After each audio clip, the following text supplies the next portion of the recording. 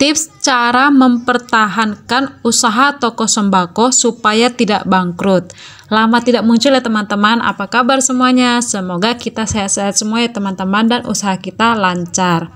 Hari ini saya akan membahas bagaimana sih caranya mempertahankan supaya usaha toko sembako kita itu tidak bangkrut. Nah, yang pertama itu adalah kita harus berani menolak bon di warung kita. Aku kasih tahu ya teman-teman, rata-rata banyak warung tutup itu karena masalah bon warung. Nah, biasanya hal yang terjadi itu kalau kita udah kasih bon, pembayaran 3 kali, 4 kali, 6 kali kita kasih bon, itu masih lancar ya pembayaran bon utang warungnya. Namun, biasanya selanjutnya akan terjadi kendala atau macet pembayaran hutang di warung kita. Nah, kalau udah kenal, udah dekat mereka dengan kita, mulailah mereka ambil celah dengan kita, yaitu dengan membayar hutang di warung kita itu pertama-tama. Biasanya itu mereka itu nyicil, alias bayarnya itu setengah dulu, terus ambil lagi bon baru. Otomatis karena kita udah kenal, biasanya kita itu masih percaya aja, dan apa yang terjadi, lambat laun yang ngutang itu bisa jadi menghilang ke warung sebelah dan meninggalkan setumpuk utang di warung sembako kita. Nah, otomatis perputaran keuangan di warung kita itu menjadi macet. Yang tadinya misalnya kita mau kulaan Indomie bisa 3 dus jadi berkurang 2 dus. Nah, misalnya tadinya kita bisa belanja rokoknya itu misalnya rokok Surya 2 slop jadi bisa 1 slop. Nah, inilah pertanda-tanda awal kehancuran warung yang bisa membuat warung kita itu menjadi bangkrut. Karena sedikit demi sedikit isi warung kita itu berkurang. Terus yang punya warung pusing dong. Lah, warungku kok rame, tapi setiap belanja kok tombok terus. Nah, itu loh teman-temanku, bahwa kita itu harus bisa tegas dan sopan untuk menolak bon atau hutang di warung kita, supaya warung kita itu tidak bangkrut. Nah, bagaimana cara mengatasinya supaya kita bisa mempertahankan warung kita itu tidak bangkrut adalah yang pertama, kita bisa menempel tulisan tidak melayani bon di warung kita. Karena jika kita berani menempel tulisan tidak melayani bon, maka percayalah, lambat laun pasti ada perubahan kemajuan di warung kita.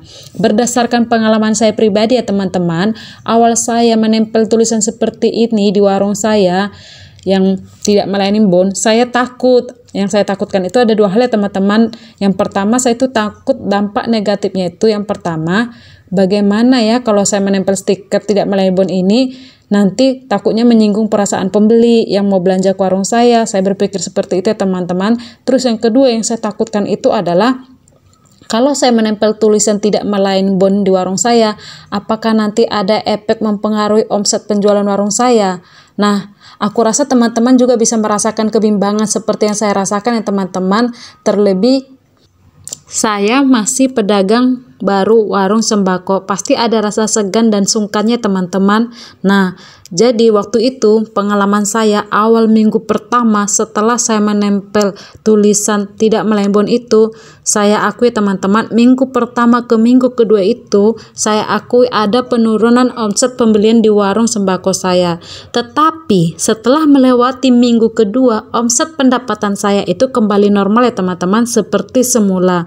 Intinya itu kita nggak usah khawatir selama kita itu masih menjual dengan harga standar. Jadi teman-teman, santai aja, nggak usah diambil pusing. Yang penting kita itu cari untung yang relevan saja teman-teman. Nah, khusus untuk pemilihan tulisan-tulisan tidak melayani bon, tolong teman-teman pilihlah kata-kata yang sopan saja teman-teman. Tidak usah kita itu menyinggung perasaan pembeli, karena takutnya bagi kita tulisan seperti ini lucu, unik, dan lain-lain. Tapi belum tentu bagi pembeli kata-kata seperti yang kita maksud itu lucu. Jadi pilihlah kata-kata yang sopan saja teman-teman. Tulislah di awal kata maaf terlebih dahulu. Misalnya, maaf warung kami tidak melayani bon karena modal kecil. Nah, mereka pasti bisa memahami dan segan kalau mau bon di warung lagi. Nah, seperti itu ya teman-teman. Nah, selanjutnya tips dan cara mempertahankan usaha toko sembako supaya tidak bangkrut. Yang kedua adalah pisahkanlah keuangan warung dengan keuangan pribadi. Jadi jangan mentang-mentang warung sendiri, suka-suka kita ambil jajan. Misalnya mau masak, Royco habis, udah asal ambil aja dari warung, cuman 500 kok.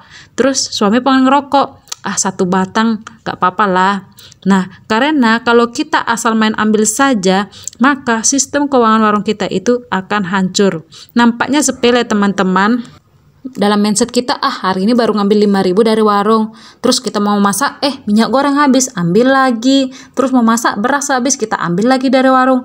Boleh kita ambil barang dari warung kita, tetapi dengan catatan wajib harus kita bayar pakai uang pribadi kita, supaya manajemen keuangan warung kita itu bisa jelas, dan supaya juga kita tahu berapa omset pendapatan harian kita, dan kita pun supaya tahu berapa keuntungan bersih yang kita dapatkan dari berjualan. Seperti itu ya teman-teman. Karena kalau kita bisa konsisten untuk mengatur keuangan warung dengan baik, bisa dipastikan warung kita itu kelak bisa sukses berkembang. Jadi pastikan ya teman-teman untuk memisahkan keuangan pribadi dengan keuangan warung ya teman-teman.